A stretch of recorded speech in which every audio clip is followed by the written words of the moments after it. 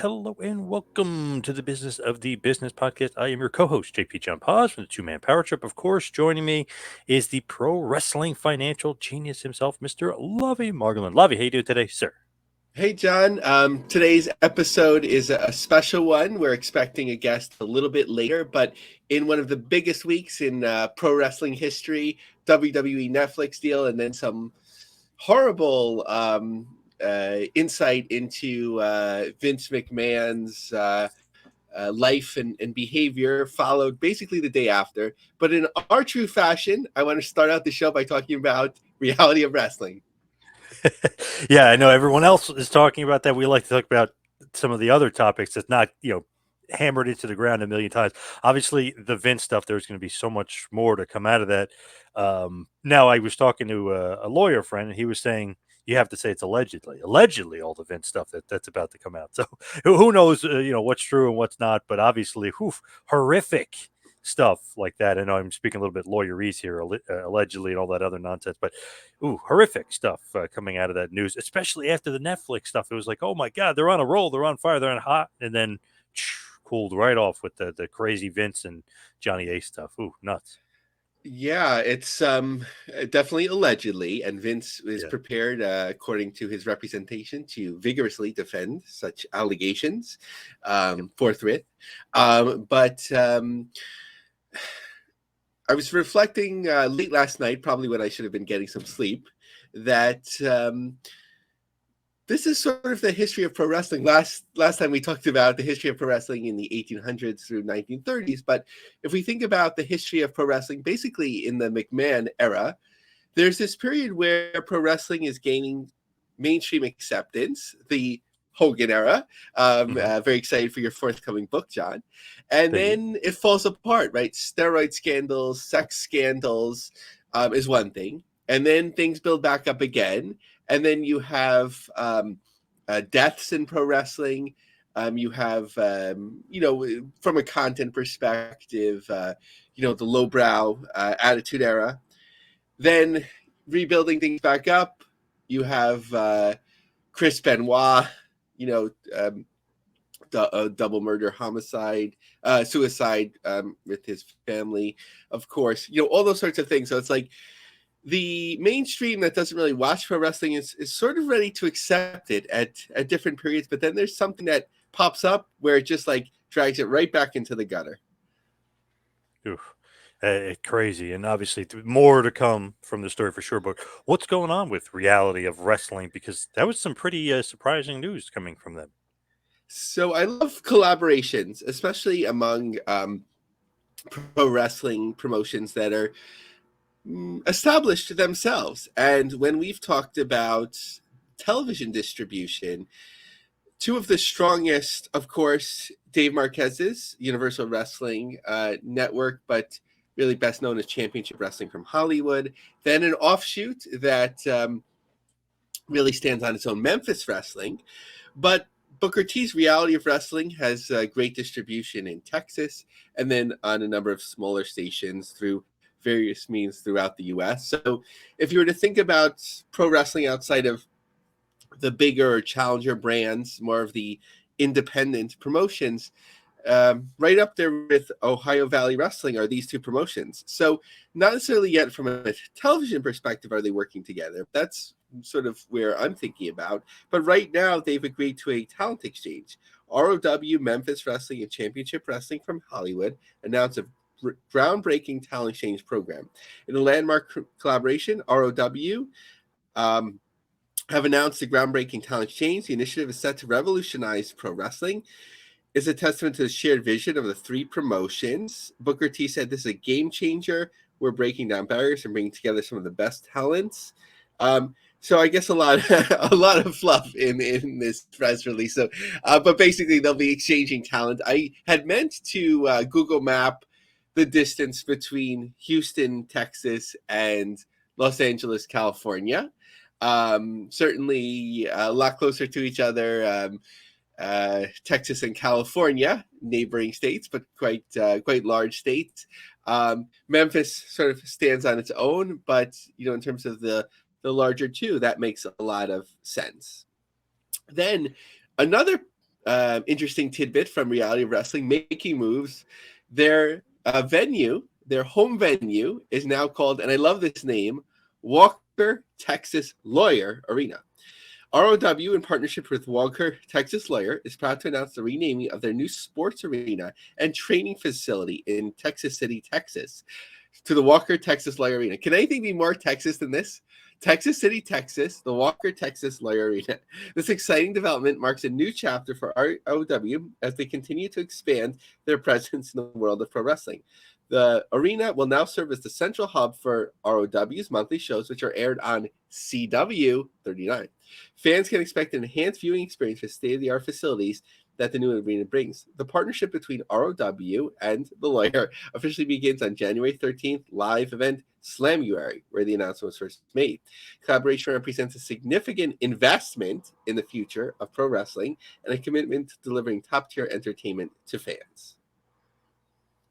Love that name. Is it after Walker Texas Ranger? Is that what's going on? The great That's show with what Chuck I'm thinking. Norris? Yeah, that's what I'm thinking. I don't know. The Lawyer, I guess I should have looked it up.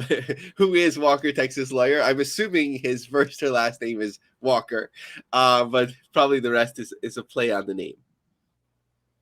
I love Walker Texas Ranger, the old Chuck Norris TV show. I used to love that show. I used to watch this show like crazy. Good stuff there. My best context for it is, of course, what was it? SummerSlam 94? When he was the special enforcer for the Undertaker Yokozuna casket match. Was it Survivor Series 94? Oh, Survivor Series. Okay, thank you. And he lays that great crescent kick. Yes, and that was also Survivor Series where did Owen and Brad break up at that one, or that was the title match with Backlund? Backlund, yeah. Owen Backlund, throws in the towel, or has his mom throw in the towel, yeah. So, John, I'm not sure if you saw this on Twitter, and I guess I shouldn't be doing this too much because I don't follow the creative as much, but it appears that Cody Rhodes is not going to be able to finish the story at WrestleMania. And he's been branded so much of finish the story, and he's beloved by kids and everything like that. But it's really hard to come back from something like that. So my idea is that after WrestleMania, he snaps like Bob Backlund, Yes. who was later in his career just looking at his hands like, finish the story, and he becomes like the ultimate heel. That's not a bad idea, actually. I kind of like that. Would work for him because he hasn't been able to finish the story. Lesnar stopped him, and now Punk is getting in his way. Rollins and Gunther, all these other obstacles that are kind of getting in his way from finishing the story with Roman. So yeah, I could see that. That wouldn't be a bad idea. I think the only challenge is that maybe it's like magnified because smartly he responds to a lot of these posts, but it always seems like parents are always tweeting him about their kids, maybe because one parent saw that he responds to somebody else like, I want to get on there, but it just seems like he's beloved by kids. So I don't know, turning him heel, like if it would turn some kids off forever. I always thought that turning Bayley heel was just like over something. A mistake, but I feel like Cena back in the day, he should have turned heel. Him not turning heel really hurt the business, just as far as the fact that they weren't gaining any fans with him in the PGA. They're actually losing fans like crazy. I was thinking the same thing. Do you think the window has closed for him to become NWA Cena? NWO Cena? There's no way. Yeah, there's no way now. No. And he's so like done wrestling, like just physically. I don't think it would work. Like his last few matches have been like, borderline. He just can't even move anymore. It's pretty crazy. Oh, okay. Because I was thinking like, you only have to wrestle like twice a year now, if that. But you're right, Roman style, yeah. If there's not much to give, but it always seemed like that was like money that was I guess left on the table at this point, but it always seems like something that was still on the table where you had that ultimate face, not at the same level of Hogan during the Hogan years, but that person that once they had turned to face, like never turned back again. But it was that first time where like the company had to acknowledge that some people were booing and some people were cheering, whereas they always like to control the narrative otherwise. Yep. Yeah, what a weird era where the top babyface getting booed by half the arena. What a weird era, but for some reason they never turned him. They should have, obviously a huge mistake. But as far as what's going on with Bushiroad and New Japan Pro Wrestling, to change gears here, what's going on with them? Because I feel like they're selling way more tickets in Chicago than I thought, but they might be losing Okada. But what's going on?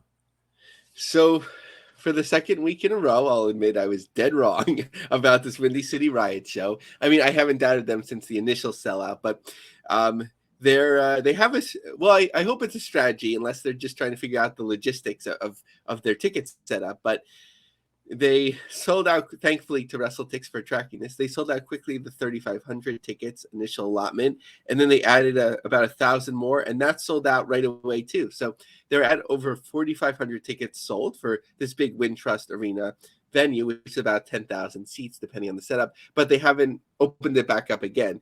So they said, "Thank you for selling through another allotment. Demand is huge, and we'll continue working to fulfill it, or I guess to fulfill it or fill it. I'm not sure what they meant, but to me, this seems actually really smart because they're creating false scarcity and demand, meaning that if you opened up the whole 10,000 seats, obviously I was wrong, so I don't want to keep going on the edge, but maybe it would have all sold out right away. I'm doubtful. But here you're like, okay, there's just 1,000 new tickets released. I better get on it. And if you miss it, the next time it's like even more so. And you maybe tell people, don't miss out. So this might actually be a smart strategy for others to follow in the future. When they first said they were doing that building, like I kind of agreed with you. I was like, man, that's kind of crazy. But then it's like, okay, 3,000 tickets, and then it's like, oh wow, they sold that out. Now it's 4,000 tickets, sold that out. Now it's 4,500, sold that out. So yeah, maybe that is kind of the strategy. See, just to see how much demand there really is.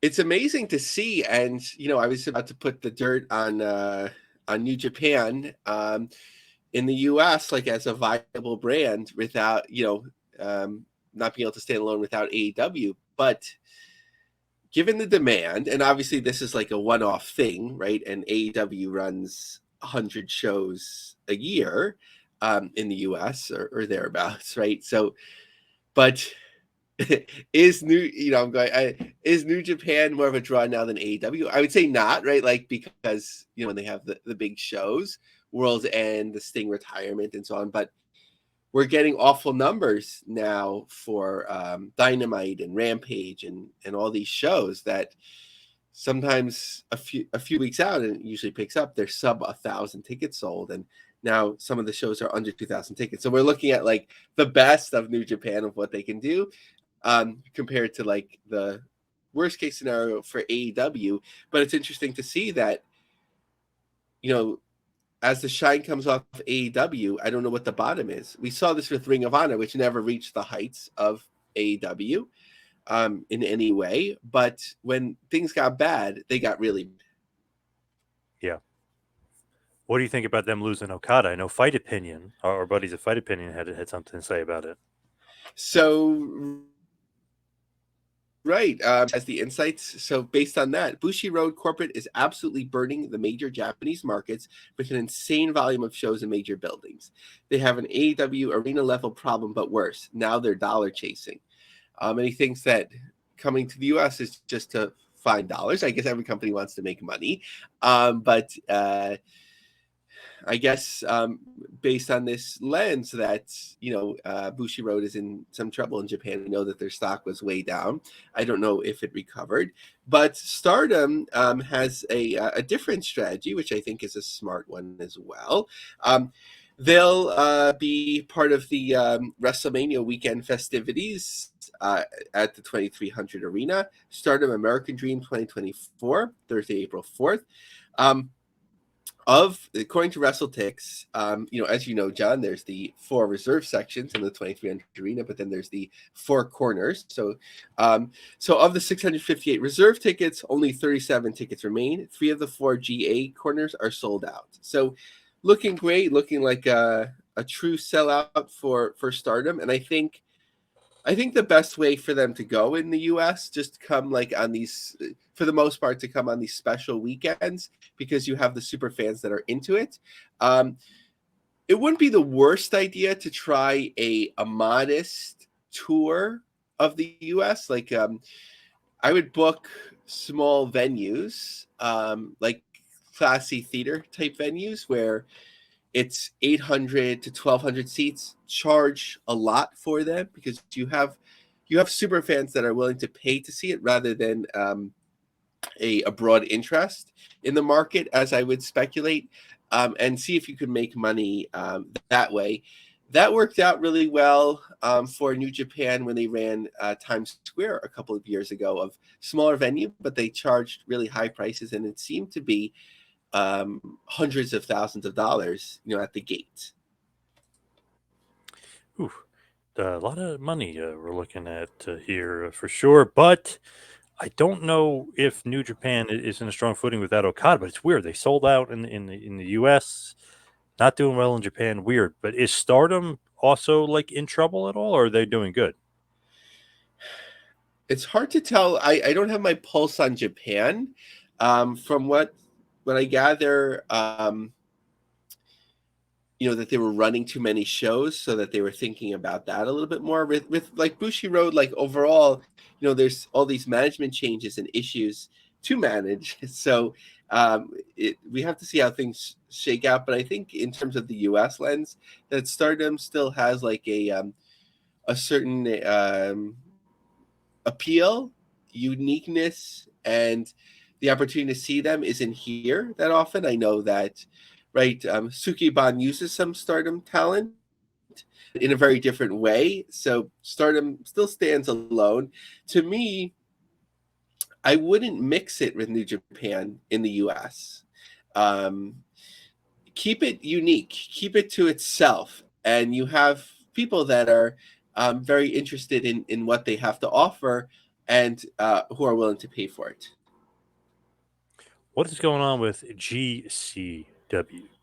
GCW has started out 2024 basically as hot as possible, given their stature. I'm really looking at the first 5 shows that they have of the year, putting aside Effie's Big Gay Brunch. I usually look at like things like Janela and Jimmy Lloyd shows and Effie and so on, as like sort of like a different type of brand. So just looking at GCW as itself, 4 of their first 5 shows were complete sellouts, or are in advance. And Columbus, I got confirmation from Brett that it wasn't sold out, but it looked pretty packed. So I would say a big success, 5 out of 5. They're running Royal Rumble weekend, of course, with the show in Florida. That's sold out in advance. Effie's Gay Brunch, like I mentioned, is the following day, which hasn't moved as many tickets, but it looks like it's doing okay. But they've sold out LA again. They sold out Arizona, which was a debut. So really doing well. And like we talked about, really smart to know like where you are, what position, like sort of like book the right venue where you can pack it out. Maybe send, like, you don't want to leave too much money on the table, but send a few people wanting. Like it builds up momentum for the next time, that people shouldn't miss out. And I haven't really watched it. I haven't watched it on Fight, not really watched it. I haven't watched it on trailer, but I'm sure it looks great when it's filled up. But talking of that, Brett said, and this has been going on for a while, Hammerstein again. He had a poll. So 2,100 people voted. Nearly 80% said do it again. To me, I think it was obviously it was the right timing 2 years ago. The creative, some people were upset by. Um, and it hurt the momentum a little bit in that way. I don't know if the timing is right to run the Hammerstein again. What do you think, John? Tough to say. I would lean yes, but I don't. I'm not 100% sure if it is or not. Are they hot enough to do it or not? But it's weird right now with people wanting to go to shows. Like I would say, 100%. New Japan don't run Chicago. That's too big of arena, and then they sold it out plus some. So I feel like it's weird. The people wanting to go to the live shows and the bigger shows is like hot right now, despite maybe some of the other product not being hot. So it's weird. It's like AEW is ice cold, but they go to All In and sell 75,000 tickets. So you know what I mean? It's a weird world right now. I feel like people want to go to that to like those bigger shows. So I would say yes, do Hammerstein, even though it's a risk. I would say do it. That's a good point, John. I think it's I don't know if they use this phrase anymore as much, like it's a happening, right? Like it's Yeah. something that people want to be at. It seems like unique that you don't want to miss out. And I wasn't thinking about it as much for traveling fans. And I know New Japan fans like to travel even in the US from state to state to see unique shows. So that's a great point. So if you can make it a happening, and there's just something to GCW at the Hammerstein returning again, that it would carry on a fair amount of momentum, but you would need, I think, the right draws, the right appeal to fully push it over the edge. Good point. What about TNA? TNA going to Orlando. So yeah, when they had the weekend in Orlando, it's sort of like back to reality. Smaller venue, not completely sold out, which is fine. Like, again, it's good to know where you are. They need to tape shows. This isn't too expensive. Do a double shot. So that's all well and good. Something that was quite curious about, and probably the second week's rating is out by the time you hear this, but the first week of the return of TNA on Access TV did 112,000 viewers, zero point 0.02 in the key demo. It was among the top 150 cable shows for the night. So a win there, based on like people's overwhelming euphoria for the return of TNA. You would think it would do like a massive number, but it is somewhat limited on access. But shows have done right into the 200,000s quite a while ago. So you would think a bit more was possible, but that's okay. I think that's a modest win for them. TNA Hard to Kill did about 8,000 traditional buys on TV. So I think that's quite good because a lot of people Don't do don't traditional buy. anymore. Yeah. Yeah.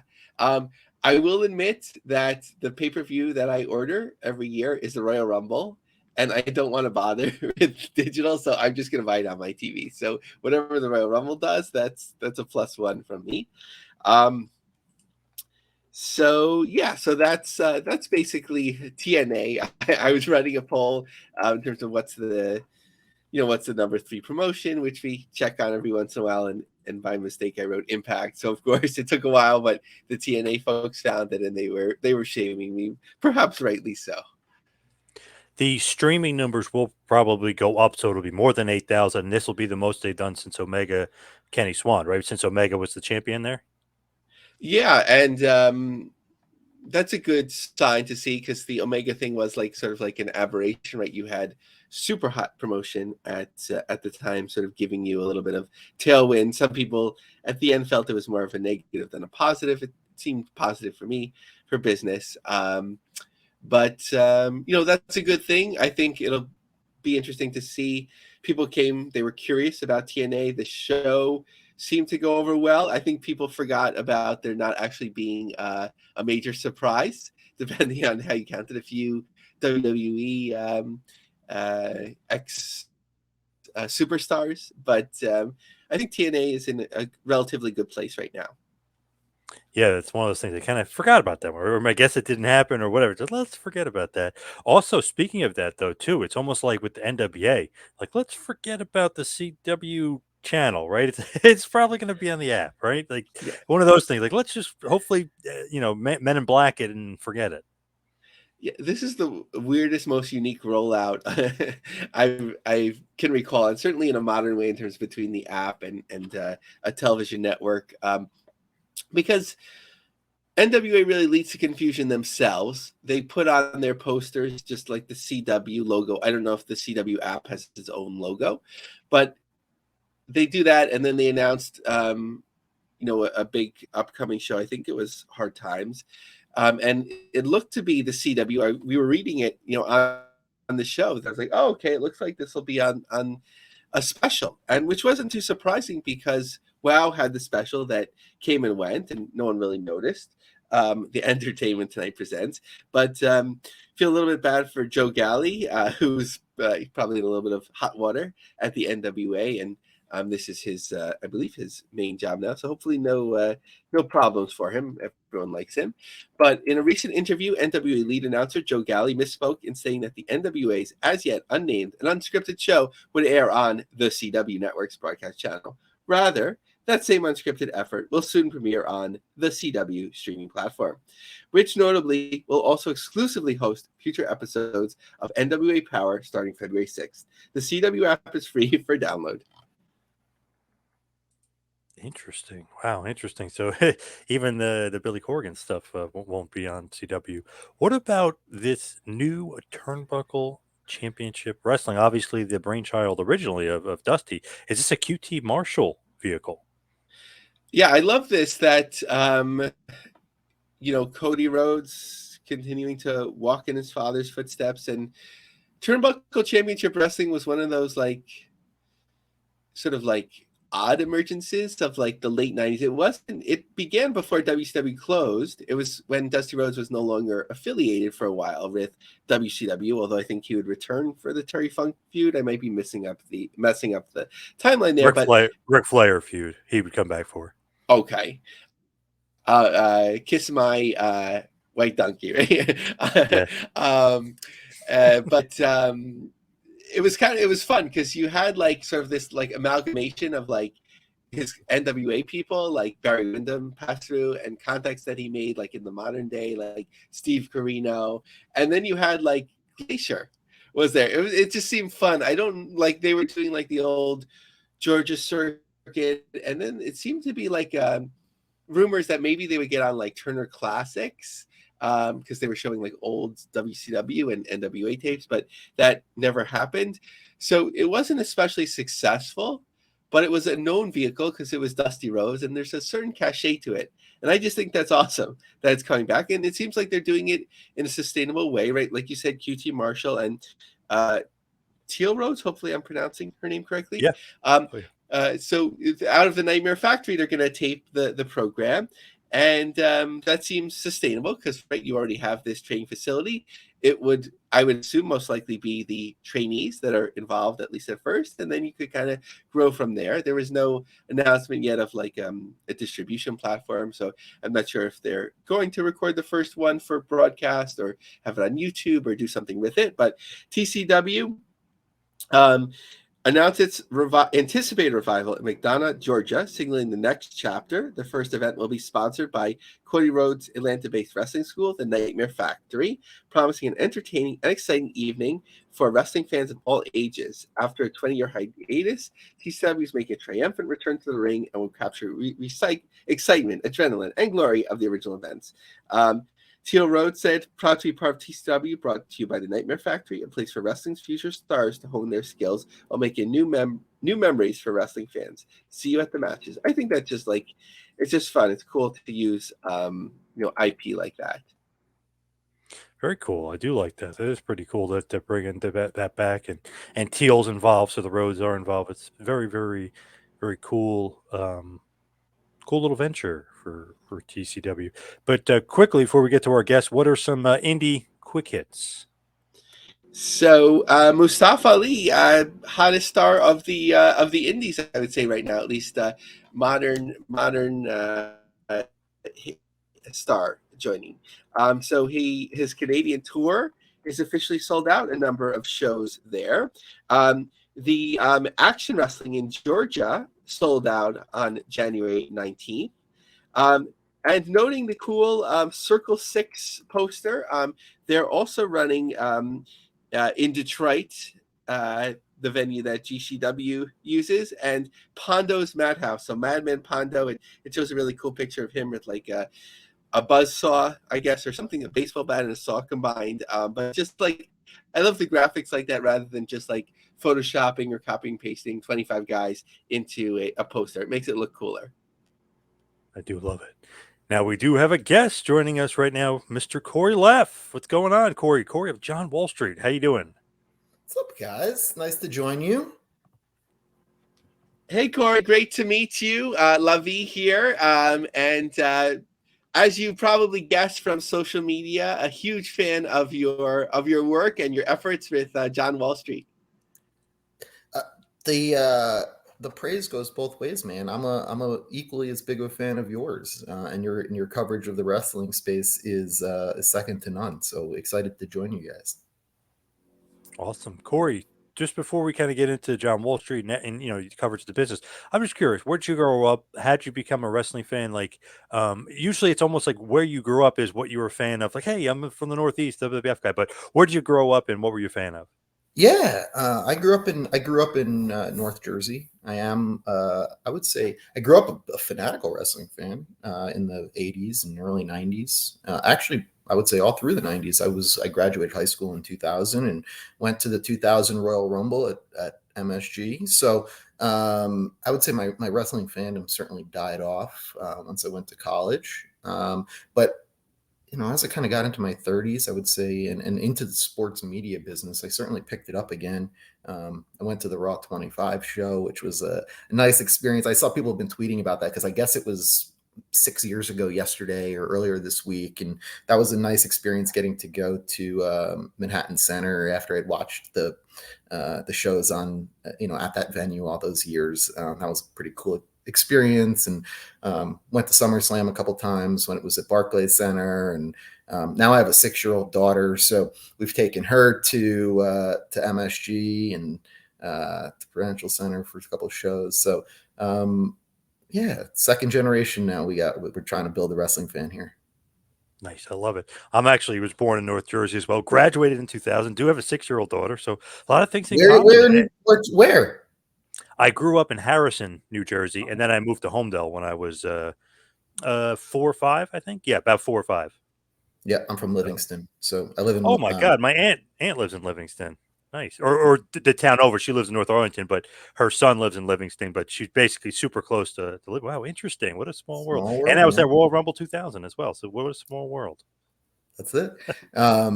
It's pretty wild, I'm sure you guys see it, and maybe it's just my feed, but I'm an active Twitter user, and it's wild that things that seem like yesterday are now showing up as happened 25 years ago. Insane. I'm sure Yep. you guys talk about this all the time, but it's pretty surreal for me. And then, of course, it's equally surreal to see like the guys that used to be our favorite stars in the ring now kind of running the promotion and all that kind of stuff.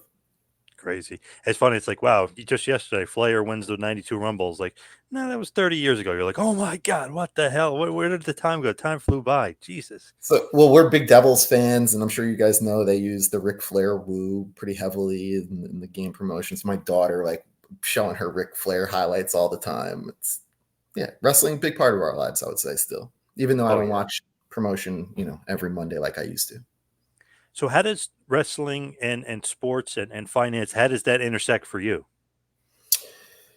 So WWE is obviously publicly traded and has been for some time now under the TKO banner. So had kind of been covering that business, which is remarkable business and has been for some time. And that business was really interesting because they were super ahead of the curve on the OTT front too, right? They were one of the first rights owners to launch their own over-the-top platform. So I feel like WWE has been a very progressive company in the sports kind of business landscape, very always kind of at the forefront of trend and technology. So I've been certainly aware of them. And then obviously Tony has built a monstrosity of a business too. So you have two really big businesses that I would say I kind of follow, perhaps more from a business end than I do from an in-ring perspective, but took in an AEW show over the summer too. Nice. So what about John Wall Street? Tell us more about it and why you started and what it's all about. So John Wall Street kind of brings together all the things that I've done in my life. I started my career in sports talk radio, actually. I wanted to be Mike Francesa as a kid. Oh, yeah. I started my grew up with Mike and the Mad Dog. Got discovered by John Rooney when I went to the University of Arizona. So I kind of had my dream job when I was 20, but it was paying like $18,500. So it didn't stay my dream job for all that long. I ended up working startup for a while. I got into the equity research space. And that's kind of where I brought the idea for John Wall Street together. Where it was just like, hey, let's kind of bring everything I know together: sports, business, finance, and maybe I can make people a little bit smarter. Initially, I thought it was going to be content marketing to sell equity research, but the audience that I started to build was like not the institutional investor, but like the who's who of sports and media. And so I changed the focus a bit and started writing for that audience. And it's kind of grown out of that. It's become a full-time job, which is great. I went to Sports Illustrated for a cup of coffee, and then I spent 3 years at Sportico as the morning newsletter there. And then in January of 23, I left to build out a broader kind of advisory, consulting, events, and research business around what's become a pretty powerful brand in the sports and media landscape. Lavi, I know you got a bunch of good questions. Thanks, John. So, normally on this podcast, we don't talk a lot of WWE, but what a week it's been. So maybe to focus on an area that others aren't talking about as much. So obviously we had this huge announcement with Netflix, $5 billion over 10 years, covering many international markets eventually as those rights come up. Some are looking at it of saying like maybe it's not such a great a deal as it looks like. Maybe it's just like 1.3x. Everyone's sorting it out, so we can talk about that for a second. But the second part that I'm wondering about was when the news broke. This Delicious would be just putting it in too small context, but the alleged horrible behavior of Vince McMahon and payoffs and so on. Do you think, like, if somebody's a Netflix executive, from your perspective, like, what do you think that they think about all of this news breaking the day after? And do you think this industry lends itself to regrets in that way, or everything is just like full steam ahead? Gosh, there's a bunch of different angles there.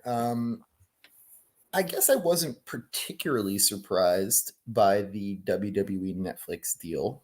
The number jumps off the page, right? $5 billion is obviously a very big number, but I don't think on like a per annual basis it's a huge increase. I think it's pretty flat, which is kind of where people have seen the market or projected the market would be, not just for WWE, just for media rights in general.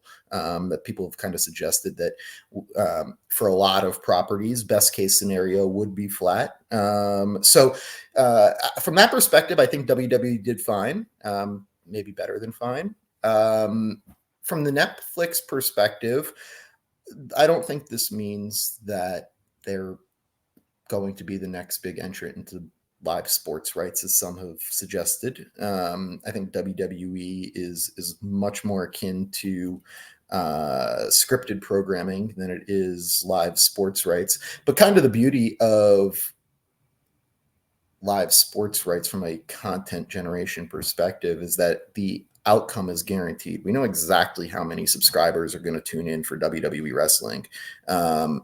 With a Netflix show, you don't know that the case. You could spend millions and millions of dollars on production, and it might be a bust. So it's a pretty safe bet for Netflix. They know what they're going to get. Now, as it relates to Vince McMahon and the allegations this week, I don't think it'll end up impacting the Netflix deal. I think that I certainly have no insight to anything, just speculation.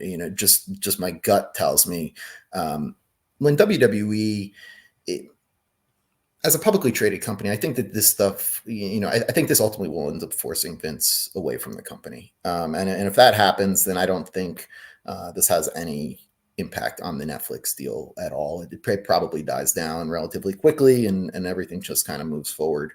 It's certainly an unfortunate timing if you're a Netflix executive. But I would be. I can't see any way that the deal doesn't happen. So one of the things that I've always been curious about pro wrestling is that in comparison to sports, you hadn't gotten a lot of like private equity, Wall Street investment, meaning outside of WWE in the US. Of course, Tony Khan has private money to invest, but I've always been waiting for a time where there was a handful of like impactful free agents on the market.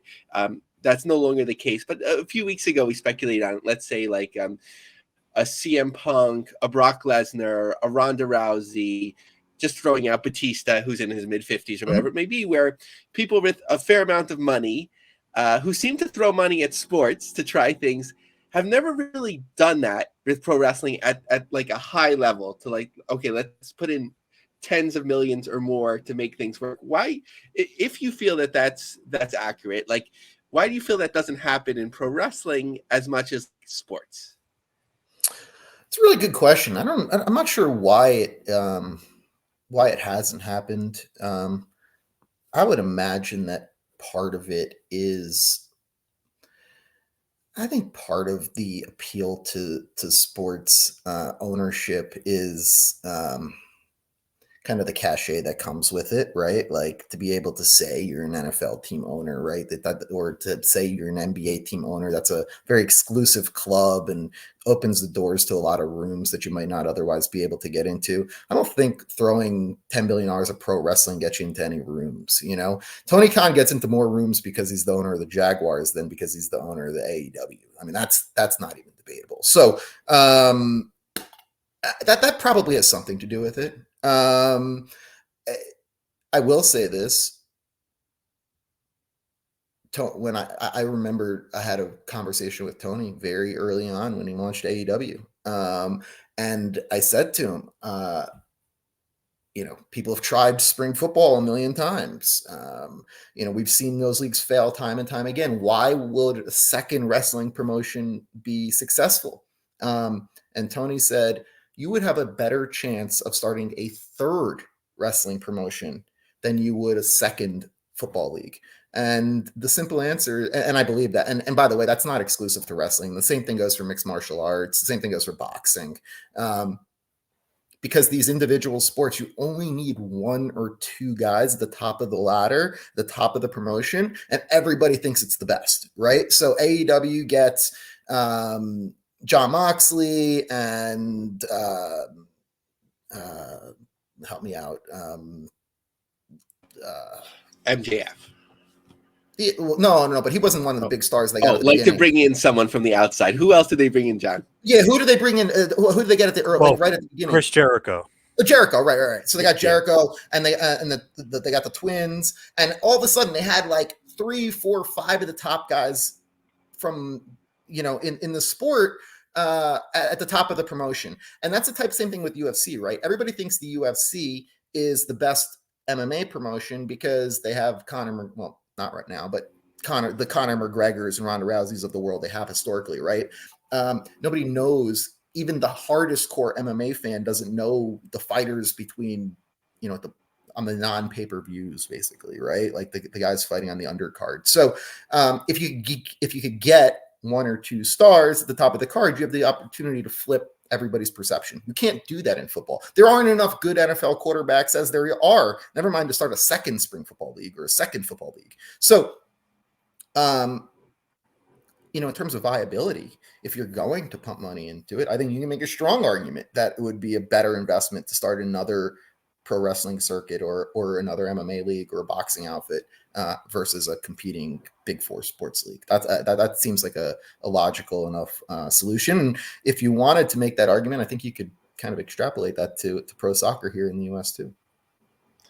Yeah, and your example of like getting top stars and sort of turning things around, I think that's classic WCW, which took a little while to find the right formula, right? But bringing Hogan, Savage, all those people over, and it wasn't. Then you found like the right formula of like the NWO, and then you're like off and running. So I had an interesting conversation yesterday. This is probably taking your audience way off topic, but it's a story that I'm going to run next week. So I'm not sure, or maybe in the following week, but it's about the Barstool and DraftKings story. Did you guys see that? Did you guys see, are you guys familiar with what's going on? And so Barstool was tied up with Penn Gaming as the Barstool Sportsbook. But then Penn dumped them for $1 so that they could sign with ESPN Bet. Remember? So Dave Portnoy bought Barstool back. Then he's just yesterday, or by the time you guys release this, it'll probably be last week or whatever, but then sold the rights to DraftKings to the Barstool's sports betting rights, not the they're now aligned with DraftKings. So there has been some speculation that one of the ways that the Barstool audience could drive their fan base to DraftKings, which would ultimately net them money and revenues, is by creating that kind of wrestling style us versus them. It's it's the DraftKings sportsbook versus the Penn sportsbook, and so just thought that was interesting. That was one of the ways that some sports betting insiders, some real knowledgeable, smart people, are suggesting could be a strategy to drive market share. I guess it's like betting tribalism, right? Like you pick your team and then you're all in. Well, that's exactly it, right? You have all these apps, right? You could go and bet with all these different online sports betting apps. Product, some will differentiate for some, but for a lot of others, it's that tribalism, or it could be, is the theory. So, Corey, I need your expertise, and perhaps you only usually do this during a consulting session, but I do want to learn. So, Sure. Let's say I'm a pro wrestling promotion that's a challenger brand that has some momentum that's emerged.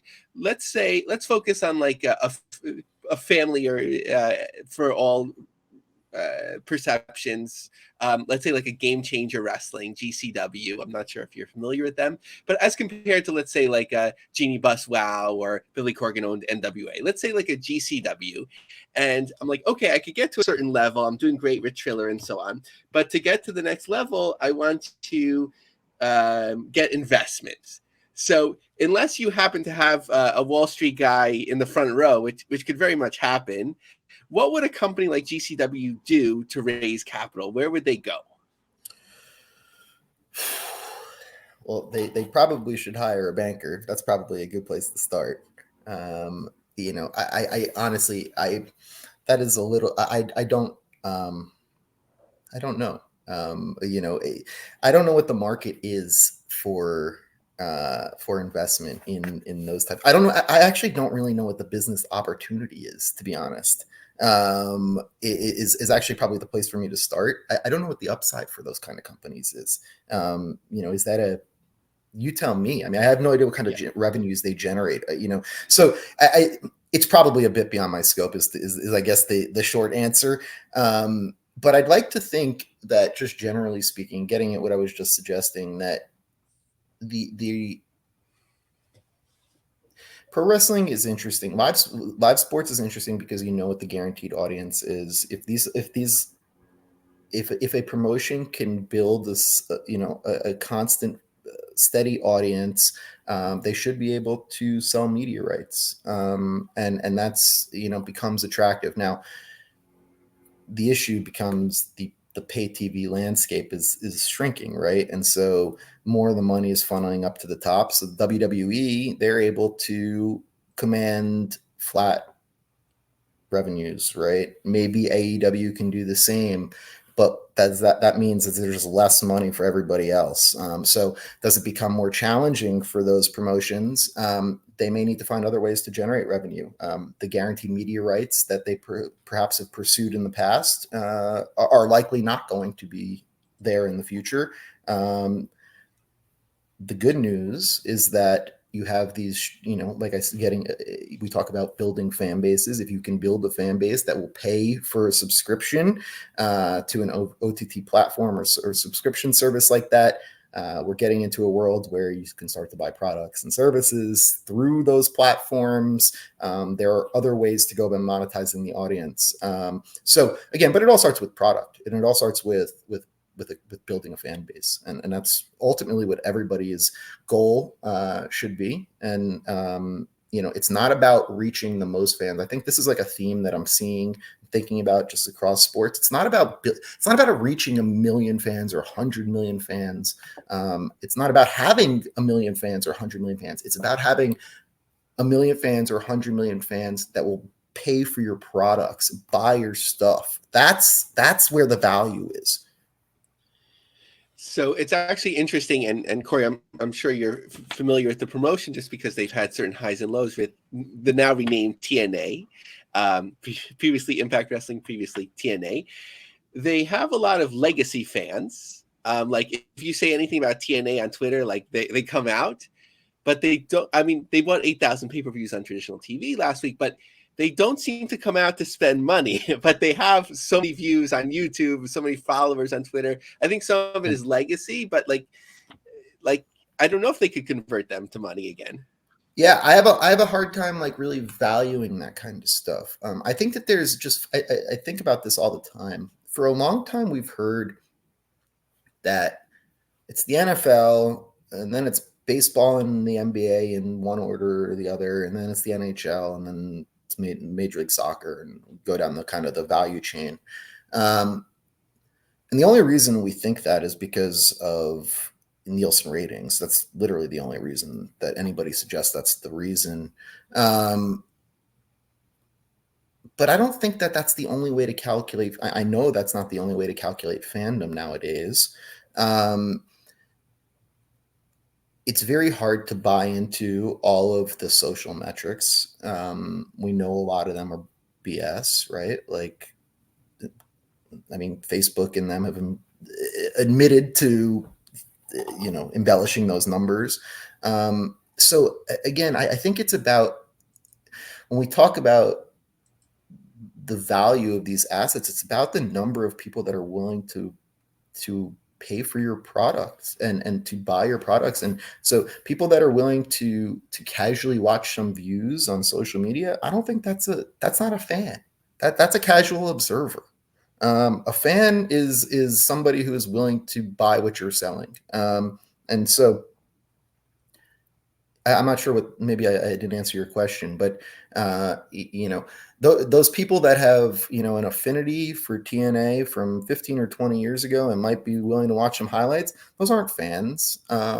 Those are casual observers. Fans are the people that, show up at the arena, buy the pay-per-views, order the t-shirts, that kind of stuff.